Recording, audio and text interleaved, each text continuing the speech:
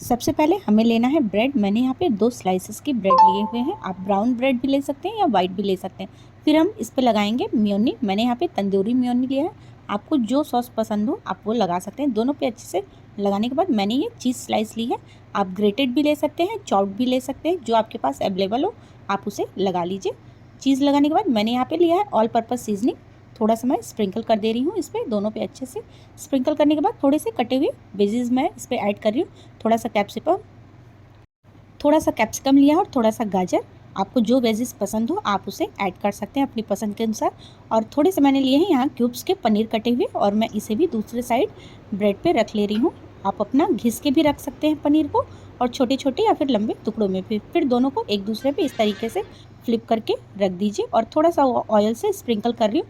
आप बिना ऑयल के भी सेक सकते हैं। फिर हम इसे बेक कर लेंगे। मैं इसे एयर फ्रायर में बेक कर रही हूँ, आप चाहे तो तवे पर भी कर सकते हैं और माइक्रोवेव में भी कर सकते हैं। ये देखिए अच्छे से दोनों तरफ मैंने हल्का सा ऑयल स्प्रिंकल करके बेक कर लिया।